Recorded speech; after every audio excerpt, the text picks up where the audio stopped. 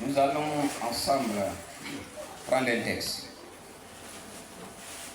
Le texte d'Ézéchiel. Ézéchiel 28. Ézéchiel 28. Nous allons prendre le verset 2. Rapidement. Quelqu'un peut me lire dans la version 8 secondes. Je lis la parole de Dieu dans Ézéchiel 28, verset 2, selon la version 8 secondes. La Bible déclare: Fils de l'homme, dis au prince de Tyr, ainsi parle le Seigneur, l'Éternel. Ton cœur s'est levé, et tu as dit: Je suis Dieu. Je suis assis sur le siège de Dieu, au sein des mers. Toi tu es homme et non Dieu. Et tu prends ta volonté pour la volonté de Dieu. Alléluia. Pour la volonté de Dieu. Simplement ta volonté. Oh Rabbi. Simplement ta volonté. On peut s'asseoir. Es-tu dans la volonté de Dieu? C'est le thème de ce matin. Es-tu dans la volonté de Dieu? C'est le thème de ce matin. Es-tu dans la volonté de Dieu? Alléluia. Amen. Fils de l'homme, dis au prince de Tyr, ainsi parle le Seigneur l'Éternel. Ton cœur s'est levé. Ton cœur s'est élevé. Et tu as dit: Je suis Dieu. Je suis assis sur le siège de Dieu, au sein des mers. Toi, tu es homme et non Dieu. Et tu prends ta volonté pour la volonté de Dieu. Alléluia. Amen. Non, toi tu es homme et non Dieu. Et tu prends ta volonté pour la volonté de Dieu. Alléluia. Amen. Ça va être peut-être long. On va sortir certainement à 14 heures, mais nous allons décortiquer un peu ce thème. Pour mieux comprendre Dieu, bien-aimé, il faut éviter de faire la confusion entre deux thèmes. Entre ce qui est bien et ce qui relève de la volonté de Dieu. Alléluia. Pour mieux comprendre Dieu, il faut éviter de faire la confusion entre deux choses. Entre ce qui est bien et ce qui relève de la volonté de Dieu. Est-ce que quelqu'un m'écoute? Est-ce que quelqu'un m'écoute ce matin? Amen.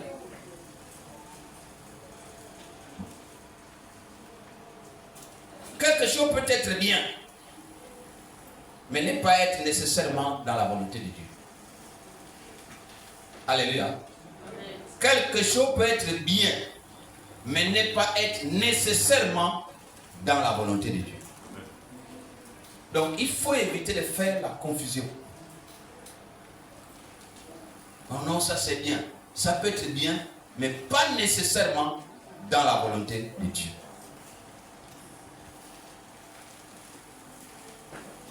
Ce n'est pas parce que tu aimes quelque chose pour que cela devienne la volonté de Dieu. Comme j'aime ça, c'est la volonté de Dieu que j'aime ça. Non. Ce n'est pas parce que tu aimes quelque chose pour que cela devienne automatiquement la volonté de Dieu. Alléluia. Amen. Je peux aimer servir Dieu.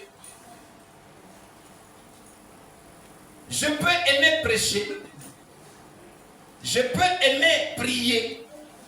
Je peux aimer chanter. Je peux aimer faire la sécurité ou servir. Mais peut-être ce n'est pas de la volonté de Dieu. Ça peut être simplement mon sentiment.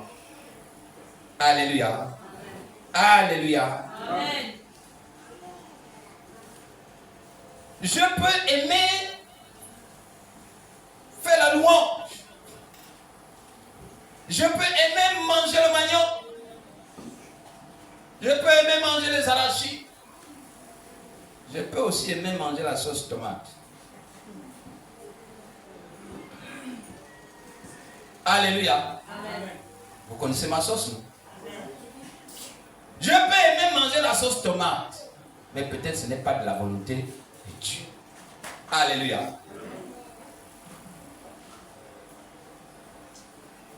Si nous voulons nous approprier Dieu, si nous voulons le connaître, si nous voulons nous approcher de lui, commençons par régler ça. Alléluia. Amen. Commençons par faire la différence entre ce qui est bien et ce qui relève de la volonté de Dieu. Alléluia. Amen. Commençons par régler cette différence-là. Pour que Dieu soit ton Dieu, il faut être en train de faire sa volonté. Alléluia. Pour que Dieu soit ton Dieu, il faut être en train de faire sa volonté. Si tu ne fais pas sa volonté, en fait, il est Dieu, mais pas ton Dieu. Soit si quelqu'un m'écoute. Ce n'est pas parce que tu ne fais pas sa volonté qu'il ne sera plus Dieu. Il sera Dieu, mais il ne sera jamais ton Dieu. Il sera le Dieu des autres. Pour que Dieu là, le Dieu unique, le véritable, soit ton Dieu, il faut être en train de faire sa volonté. Nous avons vu la dernière fois qu'il existe plusieurs dieux. N'est-ce pas? Amen. Si tu ne fais pas la volonté du Dieu unique, du Dieu véritable, tu es en train de faire la volonté d'un autre Dieu. Même dans nos traditions, je disais la dernière fois qu'il existe le Dieu des pièges, le Dieu de la pêche, le Dieu de l'abattage. Tu vois quelqu'un qui va à l'abattage, mais lui quand il abat, ce n'est pas comme les autres. Quand il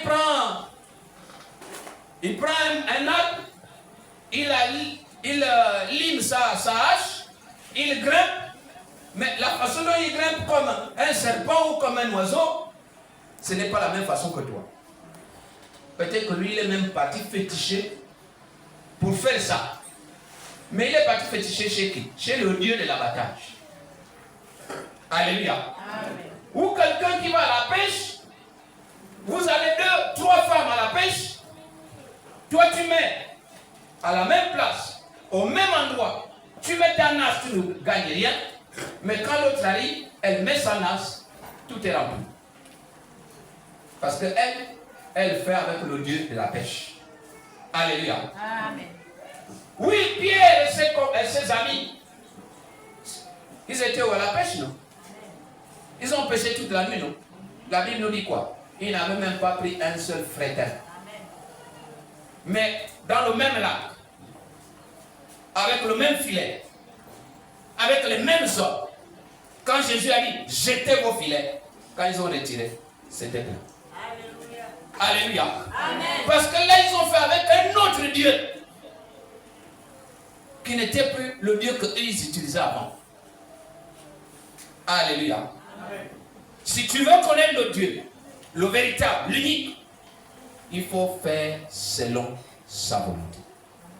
Alléluia. Amen. Quand Dieu pose la question à Adam, où es-tu? Quand nous on réfléchit là, on se dit quoi? Que Dieu, quand il est arrivé le soir, il ne savait pas là où était Adam et Ève. Là où était le couple. C'est pas ce qu'on se dit. Quand Dieu vient là, le soir, dans le jardin, nous sommes dans Genèse 3. Hein? Il dit, Adam, où es-tu? Dans notre entendement, c'est que Dieu ne voit pas Adam. Mais et pourtant Dieu est omniscient, omniprésent, omniscient, omnipotent. Il connaît tout, il voit tout et il est partout à la fois. Mais comment pouvait-il chercher encore le couple? Alléluia. Amen. Comment pouvait-il encore chercher le couple? Mais non. La question est posée, La question posée est en rapport avec la volonté de Dieu. Adam, où es-tu par rapport à ma volonté? Ce n'est pas qu'il cherchait le lieu où il était caché. Non. Où es-tu par rapport à la mission que je t'avais confiée? Où en es-tu aujourd'hui? Alléluia. Ce n'est pas que Adam était caché. Non. Dieu peut voir. Et Dieu voit une fourmi noire dans un trou noir sur une pierre noire. Il voit. Mais Adam et Ève n'étaient pas des fourmis noires. N'étaient pas dans un trou noir. N'étaient pas sur une pierre noire. Comment Dieu ne pouvait pas les voir? Mais Dieu pose la question, où es-tu? C'est par rapport à sa volonté. Où es-tu par rapport à la mission que je t'ai assignée? Par rapport à ma volonté. Alléluia. Amen. Alléluia. Amen. Bien-aimé,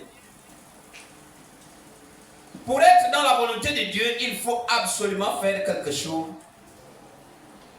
qui l'honore, qui l'élève, qui le magnifie, qui le glorifie. Lorsque tu fais quelque chose qui élève Dieu, qui magnifie Dieu, qui glorifie Dieu, tu es dans sa volonté. Alléluia. C'est-à-dire quelque chose où lui-même, il se sent dedans. Il se sent impliqué. J'ai coutume de dire ici que Dieu, ce n'est pas écrit dans la Bible que Dieu avait envoyé Élie d'aller proclamer qu'il n'y aura plus de pluie pendant 3 ans et demi. Ce n'est pas écrit. Montrez-moi le verset. De la Genèse jusqu'à Apocalypse. Que Dieu avait dit à Élie, va dire. Non. Élie s'est levé un bon matin. Il a dit, puisque vous avez détruit ce que nos pères ont laissé, l'ordre que Dieu avait recommandé à nos pères, puisque vous avez érigé les autels de Baal, puisque vous avez mis de côté ce qui est de Dieu, seul à ma parole, il n'y aura plus jamais de pluie. Mais puisque c'était dans la volonté de Dieu, Dieu était content. Il dit, mon enfant a parlé. Est-ce qu'il y a eu la pluie pendant 3 ans et demi? Non. Dieu a agréé. Est-ce que c'est écrit quelque part que Dieu s'est fâché parce que Élie a prononcé ça? Non. Dieu était d'accord. Alléluia. Amen. Parce que Élie a fait quelque chose qui était dans sa volonté, qui l'élevait, qui le magnifiait, qui le glorifiait. Et là, le nom de Dieu avait été glorifié. Pourquoi? Parce qu'à la fin de cette histoire, il va dire, réunis-moi, il va dire au roi, réunis-nous. Et puis chacun de nous va prier. Alléluia. Amen. Et ils ont fait tous les jeux qu'ils ont fait là. Les autres, ils ont fait des incisions. Ils ont fait tout. Mais ça n'a rien changé. Mais la Bible dit, quand Élie a prié, le feu est descendu. Alléluia. Amen. Parce que lui, il était dans la volonté de Dieu. Si tu n'es pas dans la volonté de Dieu, bien-aimé, tu ne verras jamais Dieu être favorable à toi. Alléluia. Amen. Il faut que lui-même approuve. S'il n'approuve pas, il ne va même pas disposer favorablement à ton égard tes ennemis. Nous sommes dans Proverbe, hein? Dans le livre de Proverbes, je crois. Proverbe 16. Proverbe 16, 7. Si je ne me trompe pas. La Bible dit, quand Dieu approuve les voies d'un homme, il dispose favorablement à son égard même ses ennemis. En fait, il dispose tout, y compris ses ennemis. C'est pour ça le mot même. Il dispose tout à son égard, y compris ses ennemis. Quand Dieu approuve les voies d'un homme. Alléluia. Alléluia. Amen. Je disais au départ qu'il faut faire la différence entre ce qui est bon et ce qui relève de la volonté de Dieu. Quelque chose peut être bien, quelque chose peut être bon, mais peut-être que ce n'est pas de la volonté de Dieu. Lisons dans le livre de Genèse. Genèse 29. Genèse 29, je vais lire les versets 16 à 18 et puis on va lire le verset 31. Verset 16 à 18 et on va lire le verset 31.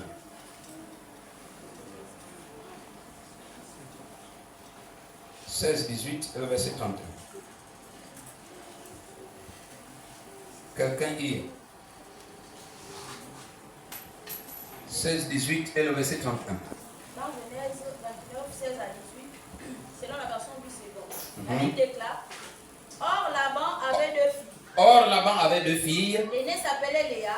Léa. Et la cadette Rachel. Rachel. Léa avait les yeux délicats, mais Rachel était belle de taille et belle de figure. Jacob aimait Rachel. Jacob aimait Rachel. Et il dit: Je te servirai 7 ans pour Rachel, ta fille cadette. Le verset 31 nous dit quoi? Verset 31. L'Éternel vit que Léa n'était pas aimée. L'Éternel vit que Léa n'était pas aimée. Et il la rendit féconde. Et il la rendit féconde. Tandis que Rachel était stérile. Tandis que Rachel était stérile.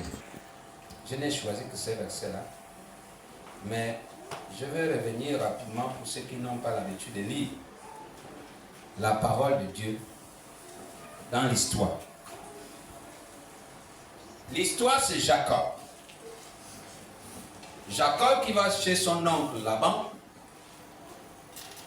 et qui, quand il arrive, il est frappé par la beauté de Rachel, la fille cadette de Laban. Dans son cœur, il forme déjà le projet. Il dit, sur certains que je vais l'épouser. Et puis, ce qui est sûr, c'est qu'il ne retarde pas. Il va exposer le projet à Laban. Il dit, je vais prendre Rachel. Et ils vont faire un deal. Ils vont faire un contrat. Le contrat, c'est que, bon, écoute, tu vas travailler pour moi pendant 7 ans. Ce sera la dot que tu vas payer, c'est-à-dire travailler pour moi pendant 7 ans. Et puis après 7 ans, tu prendras ta femme. Il faut suivre les termes que j'utilise. Sinon, tu ne comprends pas. Il dit, tu vas travailler pendant 7 ans. Après 7 ans, tu prendras ta femme. Il ne dit pas, tu prendras Rachel. C'est ça la nuance. Il dit, tu prendras ta femme. Mais il ne dit pas, tu prendras Rachel. Et puis le mec se met à bosser comme un fou. Pendant 7 ans. Et puis il dit, bon, j'ai déjà travaillé pendant 7 ans. Vieux. Bon, je crois que c'est le temps. C'est le moment de me donner ma femme. Oui, d'accord. Organisons la cérémonie. On organise la cérémonie, comme ça se fait bien, à boire, à manger. Et puis dans leur tradition, la cérémonie durait 7 jours. Pendant 7 jours, il faut qu'il y ait à boire et à manger. C'est-à-dire pendant 7 jours, on prépare, on ne fait que préparer, on ne fait que donner la boisson. S'il manque un peu, un seul jour, on dit le mariage là est maudit. Rappelez-vous des noces de Canaan. Le vin avait manqué et les gens tremblaient. Ils ont dit, si on ne fait rien, on va croire que le mariage là n'est pas de Dieu, il n'est pas bon. Et c'est comme ça que Marie est partie voir Jésus pour dire, fais quelque chose. Et c'est là où il y a eu le premier miracle de Jésus. Alléluia. Il fallait forcément faire un miracle pour que les 7 jours, pendant les 7 jours, il ne manque pas de vin, il ne manque pas de nourriture. Donc, le mariage de Jacob, 7 jours durant, on est en train de chauffer. La musique, les aïko langa langa ya ya. Et Jacob dansait bien les aïko langa langa. C'est vrai, non? Mais nous, on l'avait vu. Alléluia. On avait vu Jacob danser. Il a dansé comme un fou et il attendait qu'on lui donne Rachel. Et puis à la fin de la cérémonie, on va déposer sa femme dans la chambre d'hôtel qui avait été réservée. Et quand il rentre, il se trouve que ce n'est pas Rachel. C'est Léa. On lui a donné qui? qui? On lui a donné Léa. On ne lui a pas donné Rachel. Mais la Bible nous dit quoi? Jacob aimait Rachel. N'est-ce pas? Amen. Jacob aimait Rachel. Mais on lui donne qui? Léa. Non, non. Et vieux, toi tu es un trompeur. Toi tu es un petit délinquant. Tu es un petit voyou. On ne s'est pas entendu. Moi je t'avais dit que c'est Rachel que je voulais. Le vieux lui dit, ben, tu peux toujours aussi avoir Rachel. Si tu travailles encore 7 ans de plus. Bon, ok. Le type a dit, qu'on monte, qu'on descende, qu'il pleuve, qu'il neige, même si c'est pendant 50 ans, je vais travailler parce que j'ai besoin de Rachel. Mais écoutez, ce que vous n'avez pas encore vu parce que vous ne lisez pas la Bible, c'est que quand il réclame une semaine après, parce qu'on lui demande de faire d'abord une semaine avec Léa, mais une semaine après, on lui donne aussi Rachel. C'est ce que vous ne voyez pas quand vous lisez la Bible. On lui donne aussi Rachel après. Mais il reste à travailler. C'est lui qui reste à devoir les 7 ans. Vous verrez ça parce que quand on va dénombrer les enfants, vous verrez qu'il y a des enfants qui sont plus âgés ou plus petits. Ça veut dire que donc c'était au même moment, plus ou moins. Et vous verrez encore une phrase qui nous prouve qu'il avait aussi donné rapidement Rachel. C'est la phrase où on dit Léa enfantait et Rachel était stérile. On ne peut pas dire de Rachel stérile alors qu'elle n'est pas encore mariée, elle n'est pas encore chez le mari. Est-ce que vous comprenez ça? Il faut bien lire la Bible. Donc on lui donne Rachel. Une semaine ou 2 semaines plus tard, il a les deux. Mais il continue à travailler 7 ans encore pour combler la dot de Rachel. Et puis, chemin faisant, chacune d'elles va faire des enfants. Mais attention, la Bible nous dit d'abord quoi? La Bible nous dit que Léa faisait des enfants. Dieu l'avait rendue féconde parce qu'elle n'était pas aimée. Dieu l'avait rendue féconde. Et parce que l'autre était aimé, Dieu l'avait rendue stérile. C'est écrit, non? Verset 31. La Bible dit quoi? L'Éternel vit que Léa n'était pas aimée et il la rendit féconde, tandis que Rachel était stérile. Alléluia. Tandis que Rachel était stérile. Léa était féconde. Vous allez noter, je vais vous donner par classement, par mère, les enfants de Léa et les enfants de Rachel. Je ne vous donne pas par ordre de naissance pour chaque mère. Le premier, c'est Ruben, chez Léa. Léa va mettre au monde Ruben. Notez ça parce que ça va être important. Pour la suite. Léa va faire Ruben. Le deuxième enfant que Léa va faire, c'est Siméon. Le troisième enfant que Léa va faire, c'est Lévi. Le quatrième enfant, c'est Judas. Cette fois-ci, Judas ne s'écrit pas avec S à la fin. C'est Judas Iscariote qui s'écrit avec S à la fin.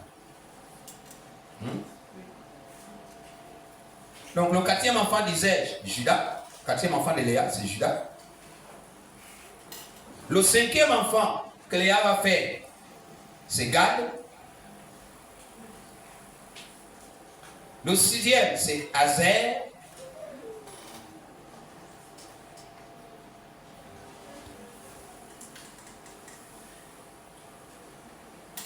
Le septième, c'est Issachar. Le huitième, Zaboulon. Et le neuvième enfant, c'est la fille Dina.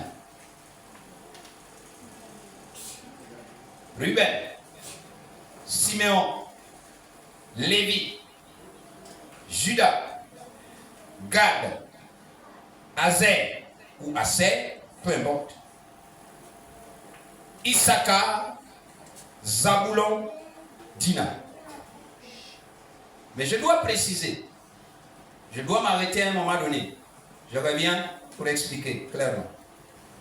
Quand Léa va faire Ruben, Siméon, Lévi et Judas, elle va avoir une stérilité secondaire. Suivez-moi bien. Quand Léa arrive au 4e enfant, le 4e c'est qui? C'est Judas.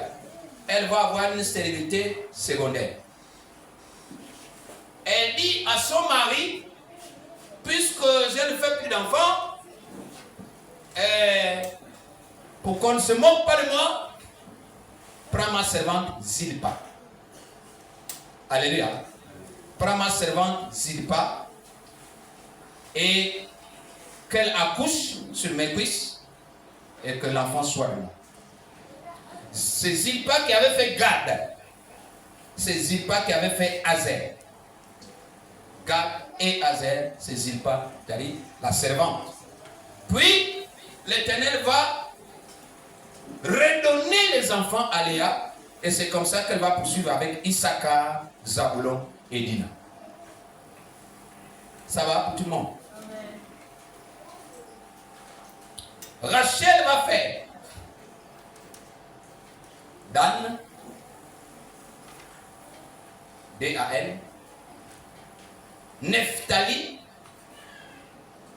N-E, P-H, T-H-A-L-I, N-E, P-H, T-H-A-L-I, Nephtali.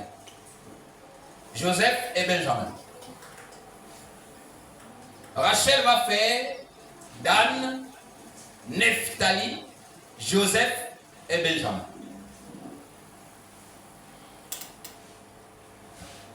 Quand vous comptez les enfants de Jacob, il y a combien? Quand vous comptez les enfants de Jacob, il y a combien? 13. Il y a combien? 13. Mais pourquoi on dit 12 tribus de Jacob? Si quelqu'un connaît la Bible. Parce que Dina n'avait pas été comptée. Pourquoi? Dina fait partie de la tribu des prostituées. Toutes les prostituées d'Israël sont des Dina. Alléluia. Parce qu'elle avait été rejetée simplement. C'est pour ça que quand vous allez dans les hôtels, quand vous voyez le calendrier romain, le vendredi 13, le chiffre 13 n'est pas bon. Comme la chambre 13 n'est pas bonne. Renseignez-vous auprès des hôteliers. Ils vont vous dire que la chambre qui porte le numéro 13 n'est pas bonne. Et pourtant, le 3e étage est meilleur. La preuve, c'est que le bureau de Mar, c'était au 3e étage. À la présidence, là. Le 3e étage est meilleur. Mais la chambre 13 n'est pas bonne. En fait, ils ont lié à ça.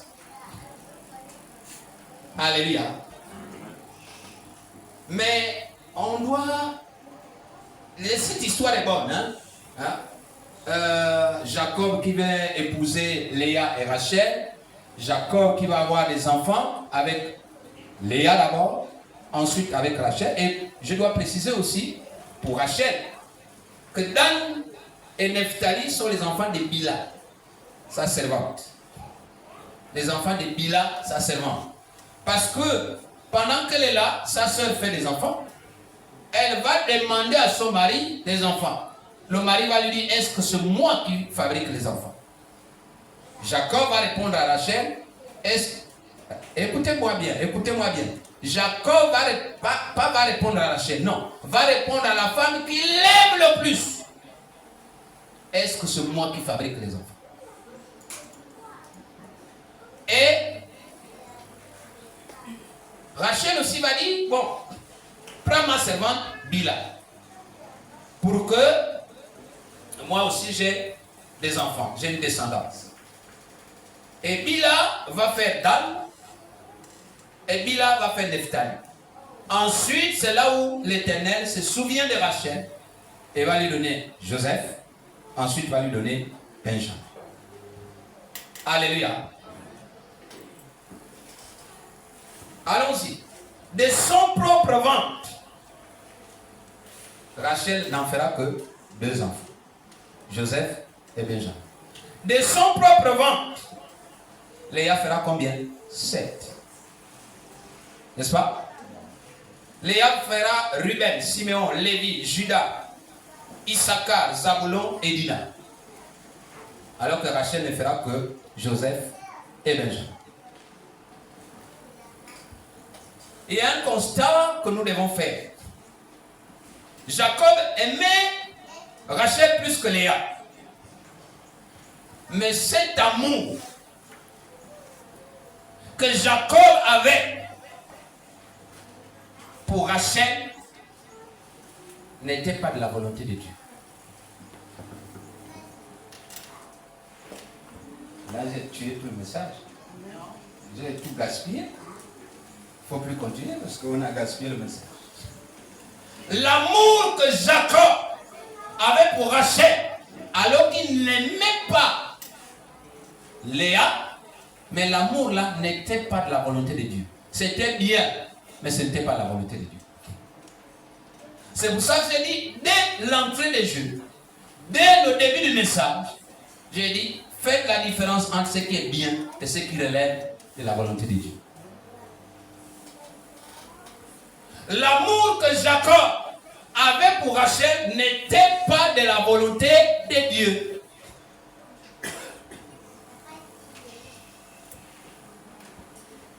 Frères, sœurs, quelqu'un peut faire des choses que tu ne comprends pas, que tu pourras même condamner. Cependant, ce que tu ne comprends pas et ce que tu ne condamnes pas peut être la volonté de Dieu. Quelqu'un peut faire des choses que toi tu ne comprends pas, que toi tu condamnes. Mais parfois ça peut être de la volonté de Dieu. Alléluia. Dieu peut te pousser à faire des choses que tu ne comprends pas parfois toi-même. Des choses qui perturbent. Et regarde. Pendant que je parle de ça, j'ai un exemple qui me vient à l'esprit. Un parent ou les parents se lèvent un bon matin, décident de chasser un enfant de leur maison.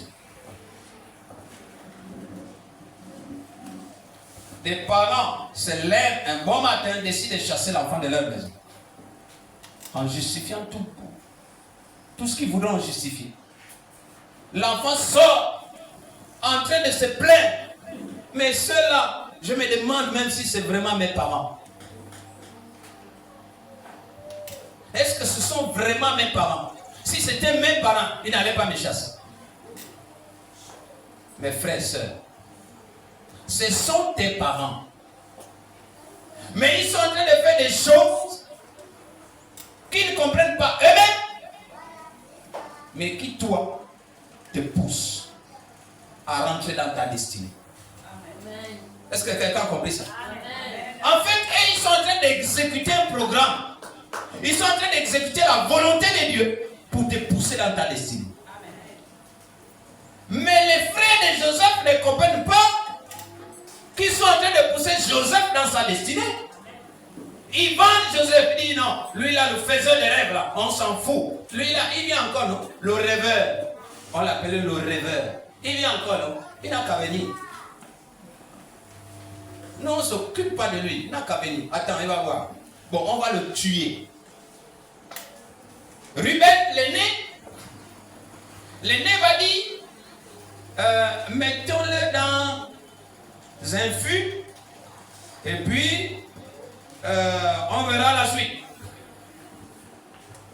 La Bible dit que Ruben, le premier-né de Jacob, donc le fils de Léa, Ruben avait le dessein de venir délivrer l'enfant et le renvoyer à la maison. Mais les autres, ils ont déjoué la vigilance de Ruben. Ils ont dit, bon, il y a une caravane de Madianites qui passe là, vendons-le. Si on ne peut pas le tuer, mais on peut au moins avoir de l'argent. Ils l'ont vendu. Mais ils étaient en train de faire des choses qu'eux-mêmes ne maîtrisaient pas, qu'eux-mêmes ne comprenaient pas, que le commun des mortels va condamner. Mais pourtant, ils étaient dans la volonté de Dieu. Non, tu n'as pas compris. Non, je n'ai pas besoin de ton amen. Tu n'as pas compris. Alléluia. Amen. Ils étaient en train d'exécuter le programme de Dieu sans le savoir, sans le vouloir. Alléluia. Amen. Restant sur le même modèle, je me souviens, c'est mon petit frère, quand j'avais été nommé secrétaire général de mairie, lui, il est venu vers moi, enfin, il s'est déplacé, il est venu chez moi, habiter avec moi. Et puis je me suis dit, un grand garçon comme ça, je ne peux pas le garder comme ça à la maison, il faut lui trouver quelque chose. J'avais des relations, j'étais connu dans la ville, de tous les responsables de la ville, parce que j'étais parmi les responsables. Donc je pouvais cogner n'importe quelle porte, ça s'ouvrait. Je suis allé le mettre quelque part. Il a fait un jour. Le deuxième jour, il a abandonné le travail. Mais au préalable, je devais d'abord dire qu'il avait une maison, il avait un logement, il avait une ménagère. Il préparait, qu'il avait les habits, qu'il faisait tout pour. Et donc, il était content de vivre comme ça. Je me suis fâché, mais on dit chez nous un proverbe, c'est le couteau qui blesse le propriétaire. Alléluia. Amen. Donc, c'est mon petit frère, je fais comment? J'ai récupéré. Un mois plus tard, je suis encore allé voir quelque part ailleurs. J'ai cogné la porte s'est ouverte, je l'ai placé. Il a fait 2 jours. Il est parti. Il a abandonné. Je me suis assis, j'ai réfléchi. Je me suis dit, en fait, il a tout. Il mange à sa faim. Il a une ménagère. En fait, il ne lui manque rien. Donc, le travail pour lui, c'est inutile. Vous comprenez, non? Et là, j'ai pris d'autres résolutions. Je lui ai dit, tu sors de chez moi. Fous-moi. Je l'ai chassé de chez moi. Les parents ont dit, oh, comment tu veux faire? J'ai dit, je m'en fous, il sort de chez moi. Il est sorti de ma maison, il s'est débrouillé dans la vie. Je ne sais pas là où il était, il avait atterri. Ce n'était pas mon affaire.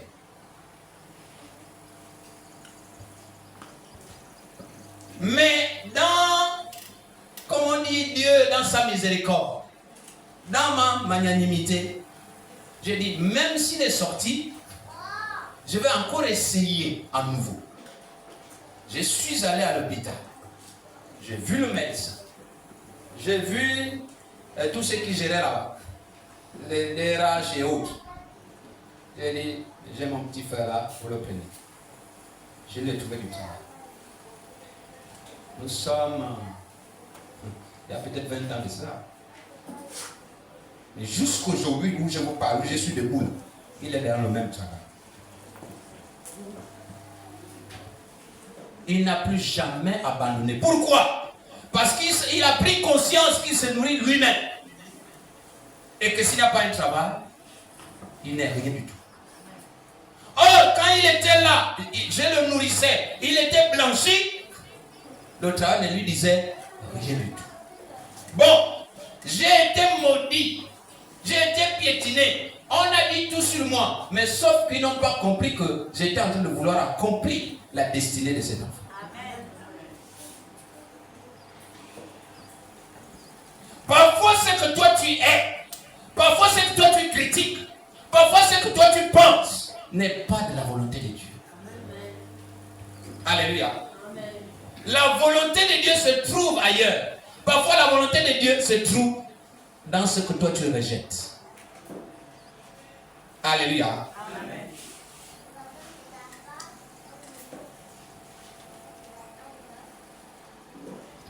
Jacob ne comprend pas quelque chose. Jacob ne comprend pas comment est-ce que Laban peut le tromper.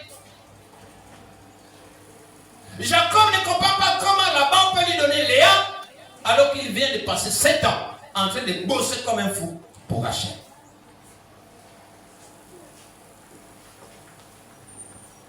Jacob veut satisfaire les désirs de son cœur. Mais Laban est en train de faire quoi? La volonté de Dieu. Les preuves qui montrent la suffisance que Léa était la volonté de Dieu, je vais te les citer. Je vais te montrer les preuves qui montrent que, en réalité, Léa, que Jacob n'aimait pas, était la volonté de Dieu. Premièrement, Dieu va rendre Rachel stérile et donne les enfants à Léa. On est d'accord? Comme pour dire que celle qu'on n'aime pas là, mais c'est ma volonté, elle a fait des enfants. La Bible dit dans Genèse 29, verset 31. Comme Dieu a vu qu'on n'aimait pas Léa, Dieu l'avait rendu fécond. Et Rachel était stérile. La première preuve donc qui prouve que Léa était la volonté de Dieu, c'est le fait que Léa était fécond face à Rachel qui était stérile. La deuxième raison, vous me suivez, dans les us et coutumes, dans les us et coutumes d'Israël, il y avait deux choses qui étaient importantes. Dans les us et coutumes d'Israël, deux choses étaient importantes. La sacrificature et la royauté. Deux choses. Suivez-moi bien. La sacrificature et la royauté. C'est-à-dire que vous pouvez tout faire, vous pouvez tout dire. Mais les deux plus grandes choses au monde pour eux, c'était la sacrificature, c'était quoi? La royauté.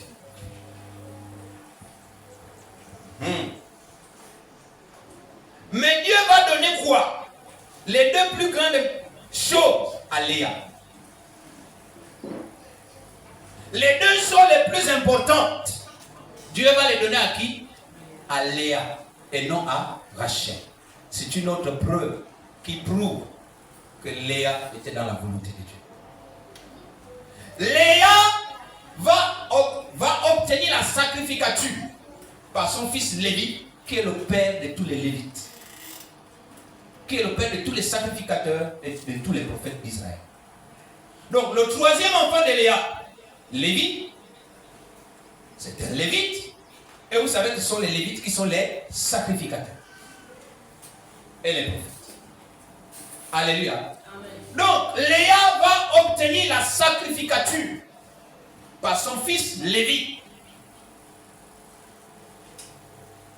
Deuxième chose, Léa va obtenir la royauté par Judas, d'où vient Jésus-Christ, le lion de la tribu de Judas. Donc Léa a la sacrificature, a la royauté. Léa obtient les deux choses.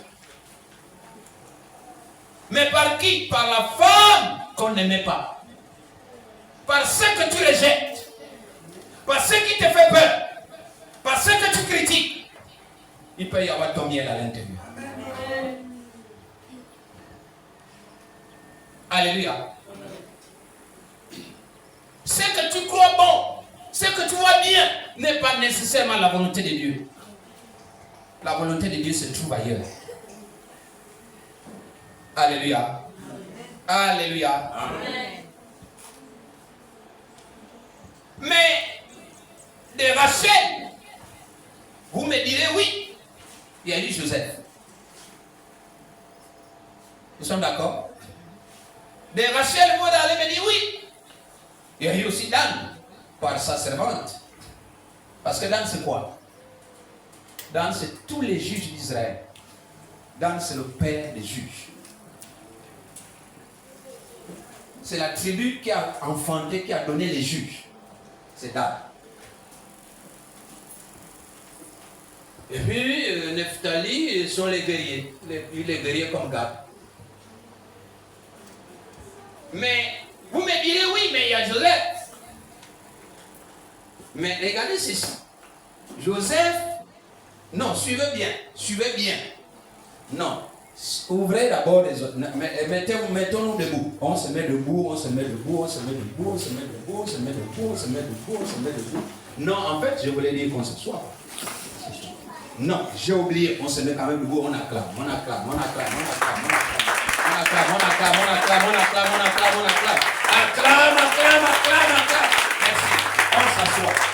On s'assoit. Écoute bien. Joseph, c'est l'enfant de Rachel.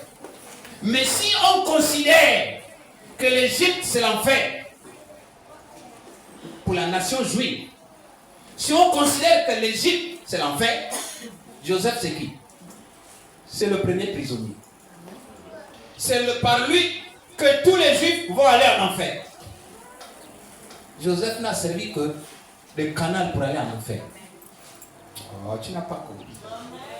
Oh, je croyais que je prêchais aux gens.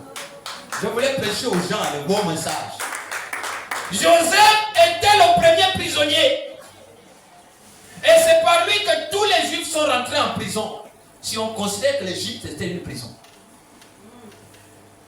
Parce que bibliquement l'Égypte c'est une prison.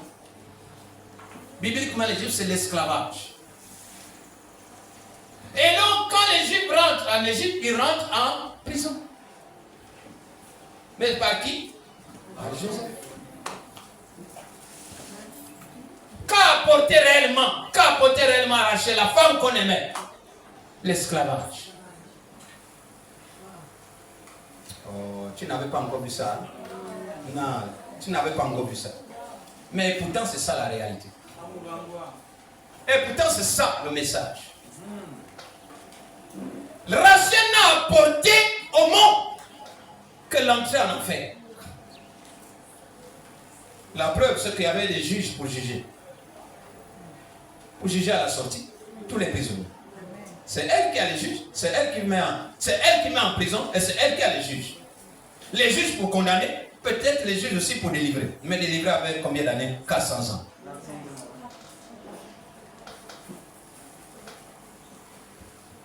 Bien aimé.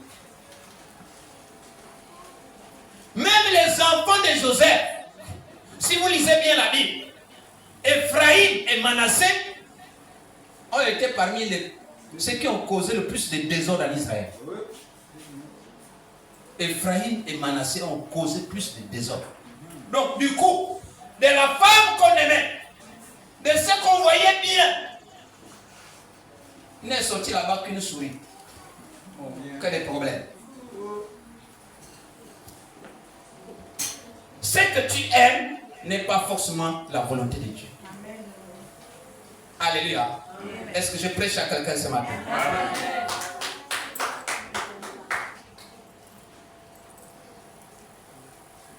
Finalement, c'est Léa qui a eu à bâtir la nation juive. Finalement, si vous remarquez bien, c'est d'elle que sont sortis les rois. Et vous savez qu'il y a une dynastie. Tous les rois sont sortis de la même lignée. Et c'est d'elle que sont sortis tous les sacrificateurs. Et vous savez que tu ne peux pas être sacrificateur si tu n'es pas lévite. Alléluia. Et donc tout ça, ça sort d'elle. Et donc la nation juive est bâtie sur qui? Sur le ventre de Léa. Et Léa devient quoi? Léa devient l'arrière. L'ancêtre le plus lointain de Jésus. C'est d'elle que sort Judas. C'est de Judas que va sortir le lion de la tribu de Judas, de Jésus. Alléluia. Amen. Donc Léa est sur la route. Léa qu'on n'aimait pas est sur la route de Jésus. Sur la voie royale. Donc sur la volonté de Dieu. Alléluia. Amen. Alléluia. Amen. Par rapport au programme de Dieu, chacun de nous devait s'examiner. chacun de nous devait s'examiner pour savoir s'il est encore dans la volonté de Dieu ou si cela relève de ses propres sentiments. Alléluia. Lisons Ézéchiel. Ézéchiel 28, 6, 10. Ézéchiel 28, 6, 10, la Bible déclare. C'est pourquoi. Ainsi parle le Seigneur, l'Éternel. Parce que tu prends ta volonté pour la volonté de Dieu.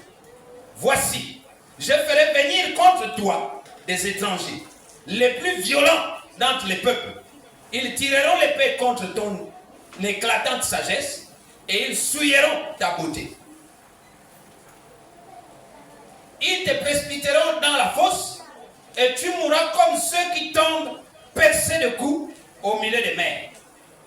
En face de ton meurtrier, diras-tu, je suis Dieu. Tu seras homme et non Dieu, sous la main de celui qui te tuera.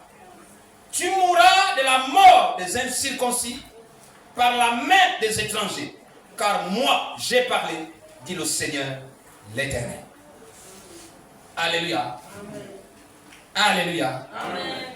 Par rapport au programme de Dieu, tu es appelé à t'examiner, à chercher à savoir si ce qu'il fait relève, si ce qu'il fait pour toi relève de sa volonté ou de la volonté de l'homme. Alléluia. Même si nous aimons ce que nous faisons, même si nous le faisons avec zèle et détermination, même si nous avons des résultats quand nous prions pour quelqu'un, quand nous prions pour les malades, quand nous prêchons, quand nous soutenons les autres, mais est-ce que nous sommes dans la volonté de Dieu? Est-ce que parce que j'ai prié pour quelqu'un, il est guéri, je suis forcément dans la volonté de Dieu? Attention. Alléluia. Est-ce que parce que je prêche bien, je suis forcément dans la volonté de Dieu? Non. Il faut faire attention. Alléluia. Alléluia. Amen. Éphésiens 6, 6. Éphésiens 6, 6. La Bible dit, non pas seulement sous leurs yeux, comme pour plaire aux hommes, mais comme des serviteurs de Christ qui font de bon cœur la volonté de Dieu. Alléluia. Amen. Non pas seulement sous leurs yeux, comme pour plaire aux hommes, mais comme des serviteurs de Christ qui font de bon cœur la volonté de Dieu. Alléluia. Amen. Parfois c'est la femme, parfois c'est l'homme, parfois c'est le pasteur que tu n'aimes pas, que tout le monde critique, qui est la volonté de Dieu pour toi. Parfois c'est la femme que tout le monde menace, que tout le monde néglige, qui est la volonté de Dieu pour toi. Parfois c'est l'homme que tout le monde insulte, que tout le monde néglige, qui est la volonté de Dieu pour toi. Parce que parfois c'est l'enfant sur qui toi tu ne comptes pas, tu dis celui-là est déjà égaré. Parfois c'est celui-là sur qui repose la volonté de Dieu pour toi. Amen. C'est peut-être lui-là qui va te garder demain. Amen. Je le vois. Je l'ai vécu dans ma chair et je le vis aujourd'hui.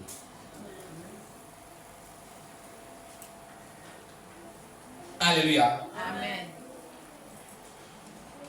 Ce sont parfois les gens que nous repoussons, consciemment ou inconsciemment, qui sont dans la volonté de Dieu pour nous. Alléluia. Amen. Ce sont ces gens-là que nous repoussons, qui vont jouer peut-être un véritable rôle pour nous. Dieu ne les a pas placés devant nous pour rien. Dieu ne te fait pas rencontrer quelqu'un inutilement. Quand on rencontre quelqu'un,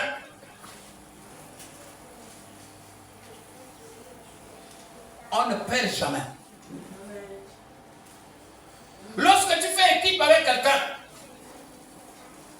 s'il est bon avec toi, c'est bien pour toi. S'il est mauvais avec toi, ce n'est pas mauvais pour toi. Il est en train de t'apprendre à être toi-même.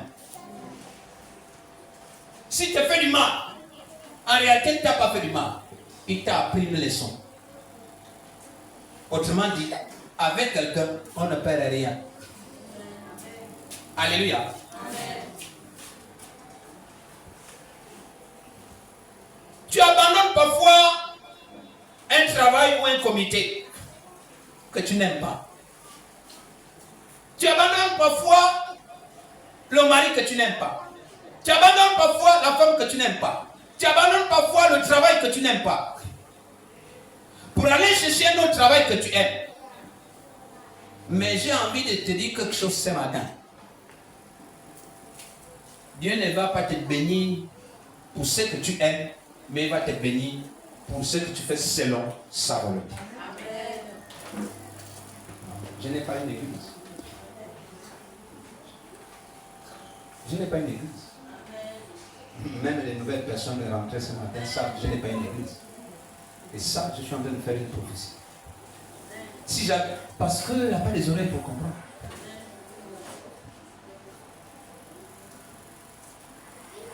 Dieu ne va pas te bénir pour ce que tu aimes. Dieu va te bénir pour ce que tu fais selon sa volonté. Alléluia. Amen.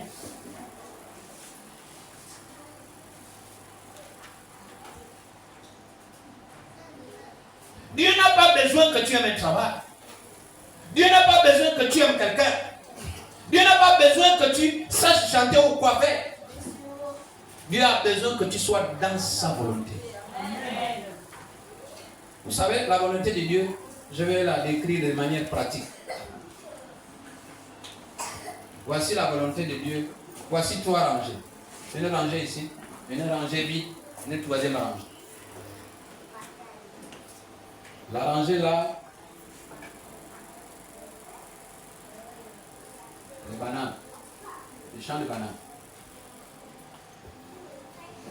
La rangée là, c'est l'or. La rangée là, c'est l'argent. Champ de bananes, or, argent. Mais Dieu a dit, ma volonté c'est de te donner de l'or. Si je suis ici, si j'aime moi être ici, je n'aurai jamais l'or. Je n'aurai que quoi? La banane. Mais une fois que je suis là où Dieu veut que je sois, dans sa volonté, je ne fais aucun effort. C'est-à-dire, je dors, l'argent vient me trouver.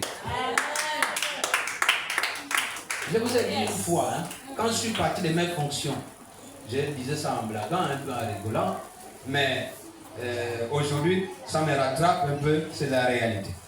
J'ai fait 2 ans de chômage. Je dormais bien pour qu'on me paye bien. Je dors comme ça, l'argent arrive. Le 25, je m'habille, je m'avais pas.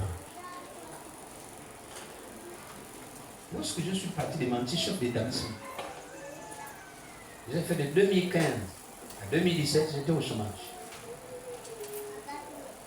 J'ai chômé. Le conseil des ministres ne m'avait pas dit remis à la disposition de son ministère. Non. On avait dit seulement, il est enlevé. Moi-même, j'ai dit, on m'a remis à la disposition de Dieu. C'est tout ce que j'avais dit. On m'a mis à la disposition de Dieu. Dieu veut quoi? Que je fasse quoi? Que je dorme bien, mais on va me payer. Aujourd'hui, fais 2 ans, tu ne travailles pas. On te licencie. Fais 2 ans. Donc, c'est pas tout le monde qui a les mêmes grâces. Fais même 6 mois, tu ne travailles pas. Quand on contrôle, il est installé depuis hier. Hein? Quand il contrôle, tu ne viens pas au travail. On t'enlève. Mais moi, j'ai fait 2 ans. Vous savez, ce ne sont pas tous les malades qui sont consultés par le médecin chef. Oh, tu n'as rien compris. Tu n'as rien compris. Il y a des malades où il n'y a que les infirmiers qui regardent. Mais il y a les malades où quand on regarde, il a appelé le médecin. Le malade là, c'est le médecin. Et moi, le malade là, c'était le médecin lui-même. Et il dit, non, c'est le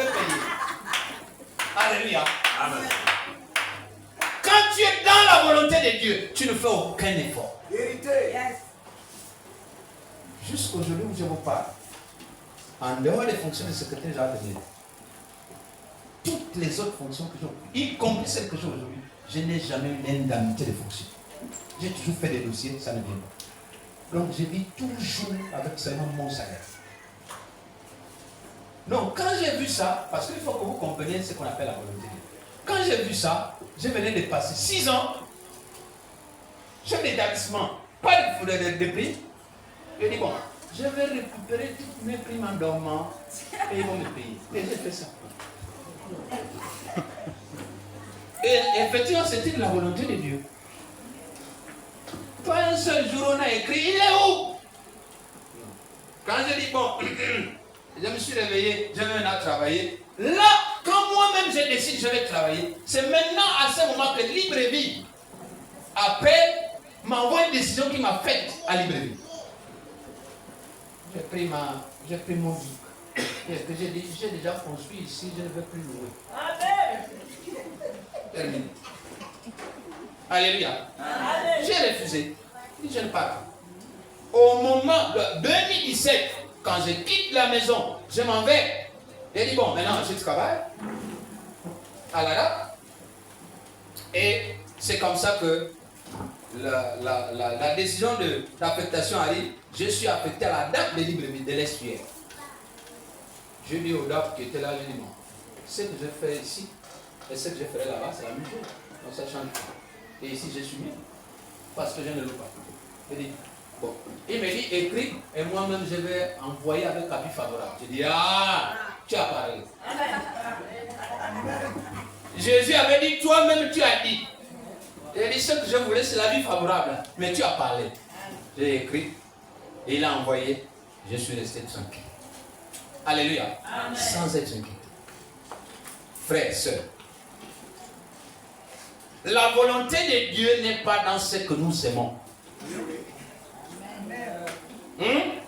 La volonté de Dieu ne se cache pas dans ce que toi tu aimes faire, dans ce que toi tu aimes voir, dans ce que toi tu aimes dire, dans ce que toi tu aimes entendre.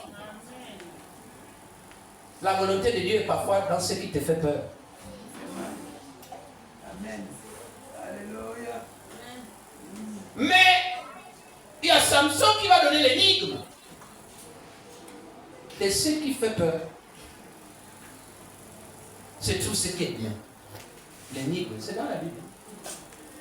On cherche, on ne trouve pas. Et il dit non. À l'intérieur du corps du lion, c'est là que s'est caché le bien. Le lion que Samson avait tué quand il allait fiancer sa femme, quand il allait avec ses parents, les parents étaient devant. Lui derrière, un jeune lion l'avait attaqué. Il a pris le lion, il a déchiré. La Bible dit il a déchiré le lion. Il l'a jeté. Il l'a jeté hors de la route. Ils sont allés, il a montré, il a présenté à ses parents. Voici celle que j'ai rencontrée ici. Vraiment, je souhaiterais qu'on l'épouse. Ils ont fait les présents, tout le long de les fiançailles. Ils sont repartis chez eux. Au retour, quand ils repartent maintenant pour aller épouser. Les parents sont toujours devant, lui il est derrière. Quand il arrive à la hauteur de l'endroit où il avait tué le lion, bon, bien sûr, la sensation lui revient en disant peut-être qu'il y a un autre lion encore caché. Il entend seulement le bourdonnement des abeilles. Il dit, ça c'est quoi? La Bible dit, il s'est avancé. Il a regardé que les abeilles entouraient le corps du lion. Il dit, mais pourquoi les abeilles, au lieu que ce soit les asticots, tu as compris ça? Au lieu que ce soit les asticots qui entourent le corps du lion, ce sont les abeilles. Comment ça? Il avance. Il remarque qu'à l'intérieur du corps du lion, c'est tu veux quoi? Le miel. Il a pris le miel, il a mis dans son carquois, il a commencé à manger en chemin, il a caché un peu pour ses parents. À l'intérieur de ce qui te fait peur, peut se trouver ton miel. Amen. Alléluia. Alléluia. Amen. Lisons Romains 12, 2. Romains 12.2. La Bible dit quoi? Romains 12.2, la Bible dit: ne vous conformez pas au siècle présent, mais soyez transformés par le renouvellement de l'intelligence, afin que vous discerniez quelle est la volonté de Dieu, ce qui est bon, agréable et parfait. Alléluia. Amen. Afin que vous discerniez quelle est la volonté de Dieu, ce qui est bon, agréable et parfait.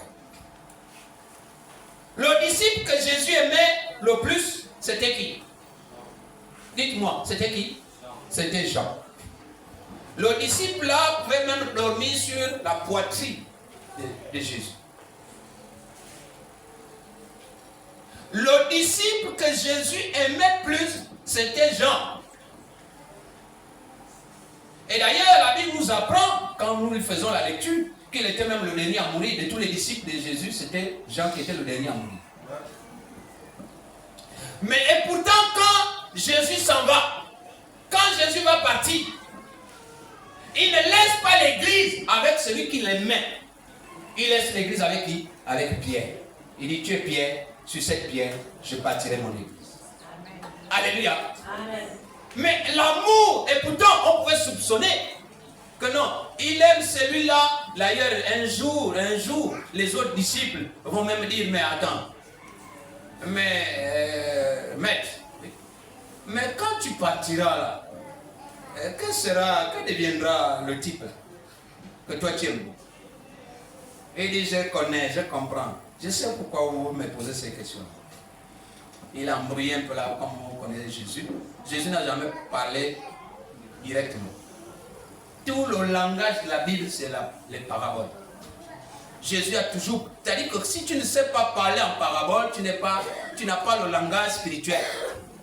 Le langage spirituel, c'est le langage des paraboles. Jésus a toujours donné les vérités avec les paraboles. Alléluia. Il a embrouillé là, comme d'habitude, il est parti. Mais qu'est-ce que j'ai envie de te faire comprendre? J'ai envie de te faire comprendre que le monde, tous les disciples, tous ceux qui n'étaient même pas disciples de Jésus, savaient que l'église va rester avec Jean. Il dit parce que il l'aimait trop. Ça veut dire que tous les petits secrets là, les petits machins là, les petits codes là, c'est lui qui l'a donné. Mais et pourtant, quand il s'en va, il ne laisse pas l'église. Nous savons dans la Bible, parce que c'est écrit, mais ce n'était pas écrit. Hein? À leur époque, ce n'était pas écrit. Ce qui est sûr, quand il dit: tu es Pierre, sur cette pierre, je bâtirai mon église, il ne l'a pas dit devant les autres. Sinon, il le vendait déjà. Hein? Nous le savons parce que c'est déjà écrit. Il n'a pas dit devant tout le monde. Il l'a amené à côté, à deux, et il a dit: toi, tu es Pierre, sur cette pierre, je bâtirai mon église. En fait, c'est sur toi que l'église va reposer. Il ne l'a pas vendu devant tous les autres disciples pour dire: vous voyez tous, taisez-vous, voici celui qui va rester avec l'église. Il n'a pas dit ça. Il n'y a pas un père qui va dire: vous voyez toutes les voitures que vous regardez là, sur mon parking là, toutes les voitures là, c'est pour tel enfant. Tu vends un enfant? Vrai ou faux? Bon, vous pensez que Jésus est suffisamment fou pour vendre Pierre? Donc, personne ne savait que l'église. Mais tout le monde disait quoi? Tout le monde disait: l'église là va rester aux mains des gens parce qu'il aime plus. Jean pouvait même dormir sur la poitrine du maître. Il était peinard. Alléluia. Amen. Mais quand Jésus s'en va, il dit quoi? Quand il regarde, il dit: si je laisse l'église dans les mains des gens, l'église ne peut pas prospérer. Mais voici celui qui est capable de faire prospérer l'église. Et pourtant, les autres le traitaient comment? De versatile. Pierre, c'est le roseau. D'ailleurs, c'est pour ça que Jésus va changer son nom. Tu es Pierre. Mais désormais, tu ne seras plus appelé Pierre. Tu seras appelé Céphas. Plutôt, tu es Simon. Simon va dire roseau, flexible. Ça veut dire aussi dans notre dictionnaire, pianiste. Oui, Pierre, ça veut dire il mange en haut, et il mange en bas, il est devant, il est derrière. Pianiste. C'est ce que ça veut dire Simon. Mais il a dit: tu es Simon. Mais ton nom ne sera plus Simon, tu seras appelé Céphas. Céphas en grec, Mais en français, ça veut dire pierre. Alléluia. Amen. Donc, vous voyez que la volonté des hommes, la vision des hommes prédestinait l'église à Jean, mais la volonté de Dieu a voulu que l'église échoue à qui? À Pierre. Alléluia. Amen. Si je t'aime, bien-aimé, ce n'est pas une garantie que c'est la volonté de Dieu. J'ai envie de parler à quelqu'un. Si je t'aime, ce n'est pas une garantie que c'est la volonté de Dieu. Je peux t'aimer d'un amour propre, saint, mais ce n'est pas forcément la volonté de Dieu. Alléluia. Ce n'est pas une garantie.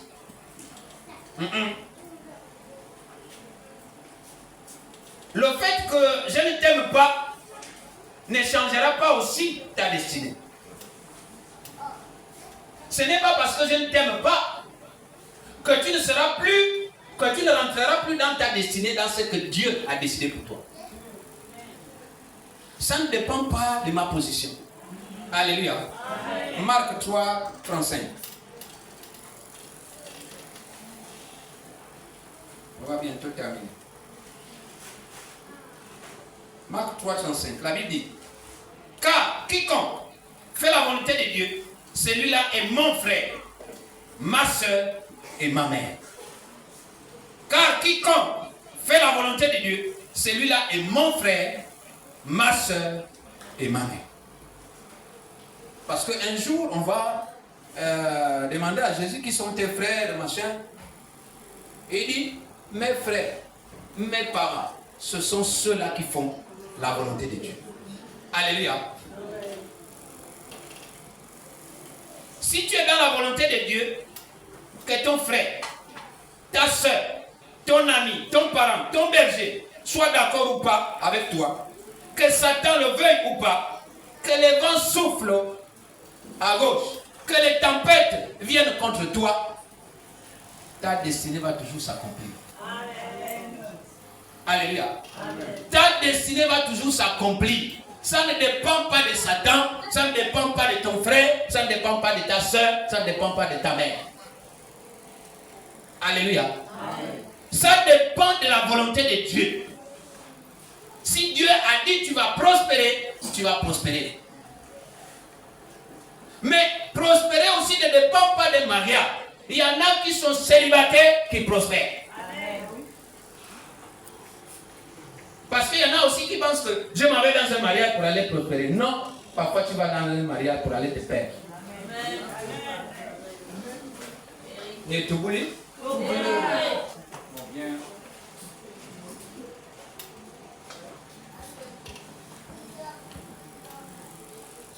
Ça ne dépend pas de quelqu'un, ta réussite. Ta réussite dépend de la volonté de Dieu. Qu'est-ce que Dieu avait écrit pour toi? Maintenant, il place les gens devant toi, parfois pour te faire du mal. Mais dans ces mal-là, c'est tout ton bien. C'est à toi de retirer de ces mal-là quelque chose. C'est à toi de prendre ces mal-là pour positiver et pour aller plus loin.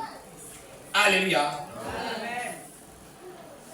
Les tempêtes peuvent s'élever contre toi.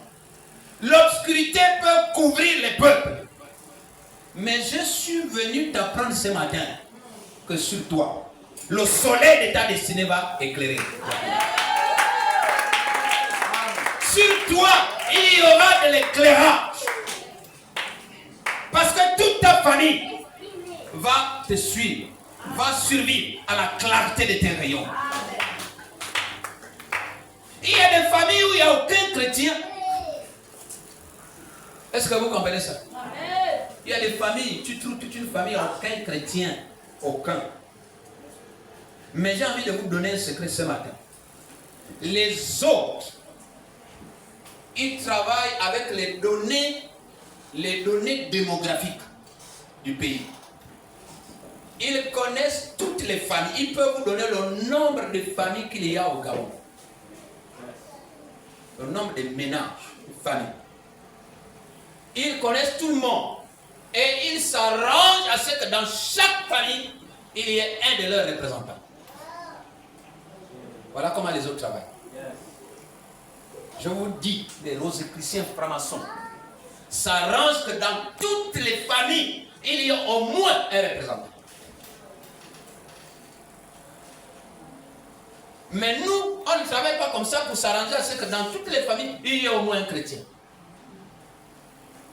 On ne voit pas les choses venir. Mais les autres ne travaillent pas comme des fous. Les autres travaillent avec des calculs. Bon, dans telle famille, on n'a pas encore. Qui on peut avoir? Ils commencent à guetter, Qui on cherche? Qui aime ceci? Qui aime cela? Qui on peut manœuvrer là? Qui on peut... Vous comprenez, non? Vous savez, il y en a qui sont faibles devant les belles maisons. Il y en a qui sont faibles devant les belles voitures. Il y en a qui sont faibles devant les beaux habits. Il y en a qui sont faibles devant beaucoup d'argent. Ben, on vient de Sisna. Oui. On vient de Sisna avec ça. Et toi, tu commences à trembler. Parce que tu as vu quelques petits billets de banque. Mais mon ami, les billets de banque là, c'est passager. Vous savez, allons-y, je reviens sur mon point. Vous savez, quand on prêche sur un thème, sur un message, quand on prend un texte biblique, vous savez, un verset biblique peut avoir 72 révélations. C'est pour ça que Jésus allait s'asseoir devant le figuier. Chaque fois, l'arbre préféré de Jésus, c'est le figuier. Pourquoi? Le figuier, chaque feuille du figuier est différente d'une autre. Allez vous asseoir sous un figuier, vous allez voir. Quand j'ai découvert cette révélation, je me suis dit, wow. Et pourquoi Jésus aimait traverser le lac de Génézareth? Parce que ceux qui ont fait Israël nous rapportent que le lac là a la forme d'un cœur. Moi je n'ai pas fait Israël. Pas mentir que j'étais en Israël. Non.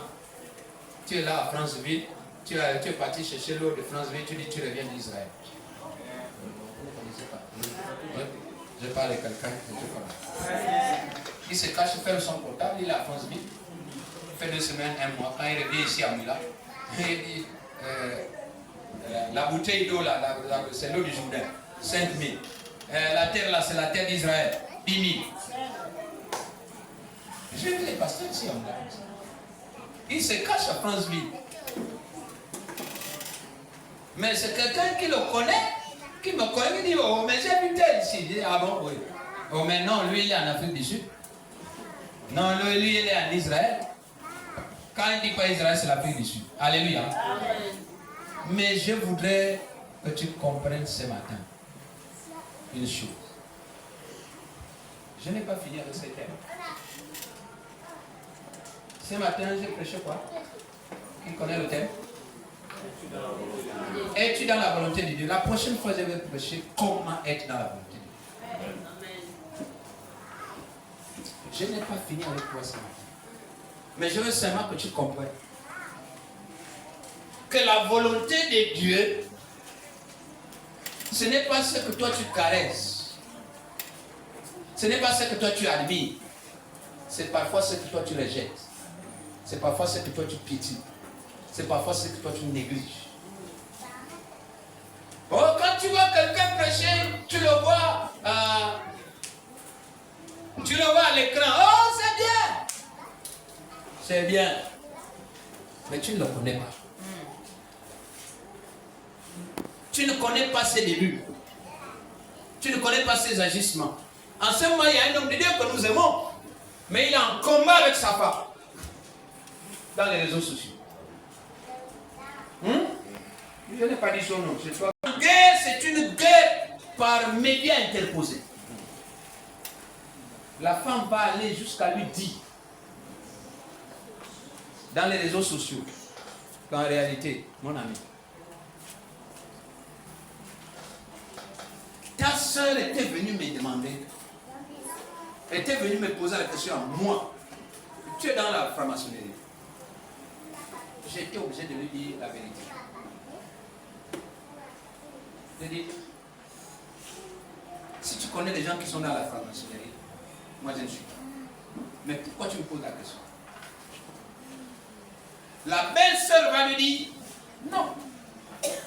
Mais le grand frère m'a dit, et je voulais nommer son nom, le nom que tu m'as donné là, mais je ne veux pas nommer. La belle-sœur m'a dit que le grand frère veut passer par toi pour que je t'amène.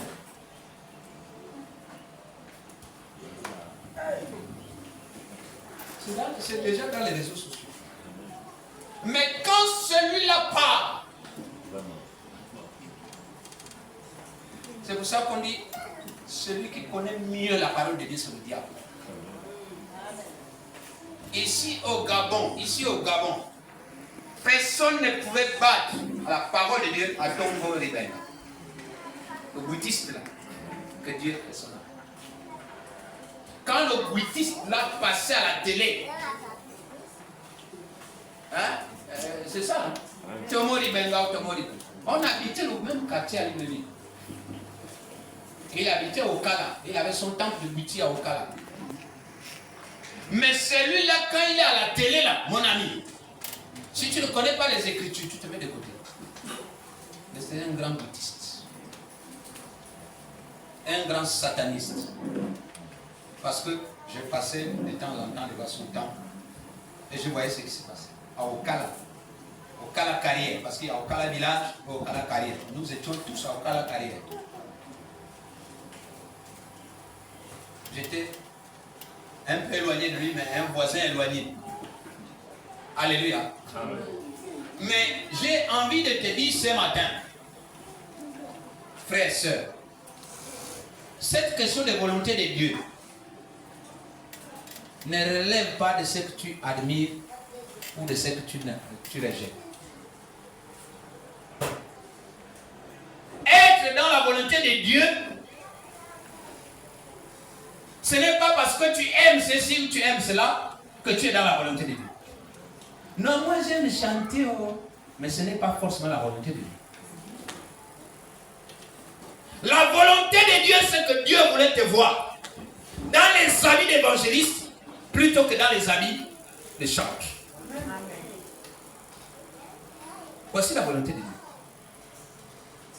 Vous connaissez cette histoire où quelqu'un était évangéliste, tous les matins il se levait, il allait au port, il distribuait les flyers, il faisait tout, mais quand il venait à l'église, la gloire était donnée aux chantres.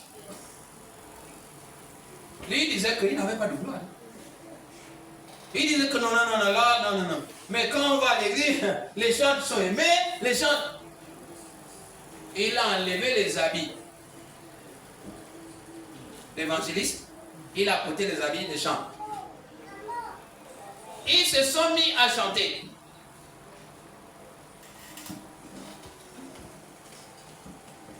Ils ont chanté, les chantres ont chanté. On a acclamé. Lui aussi, quand il vient, on chante, il chante. On acclame, il est content. Mais dans la salle, un homme se lève. Et il dit, je suis venu, comme d'habitude, quand on dit qu'il est venu pour la première fois. Et il dit, je suis venu ici parce que un jour, j'avais écouté la voix de quelqu'un. Il m'avait même donné un flyer au port. Parce que tous les matins, il se levait, il allait au port, il allait distribuer les flyers. Et il venait évangéliser. Et il dit, aujourd'hui, je regrette, il ne vient plus. Mais c'est grâce à lui que j'ai connu Jésus. Le type a déposé le micro. Il s'est rendu compte que donc il y a des gens qui l'écoutaient. Et donc il y a des gens qui l'avaient réussi à faire venir à Christ. Quand il est sorti là, il est allé mourir. Il est mort dans les habits de chantre alors qu'il était évangéliste. Ce n'était pas de la volonté de Dieu d'être chantre. Dieu l'avait prédestiné à être évangéliste. Pourquoi tu es fatigué de rester là où tu es? Ou pourquoi tu n'arrives pas à discerner les choses? Pour voir quelle est la volonté de Dieu dans ce que tu fais. Tout ce que tu fais, tout ce que tu dis, tout ce que tu vois n'est pas nécessairement la volonté de Dieu.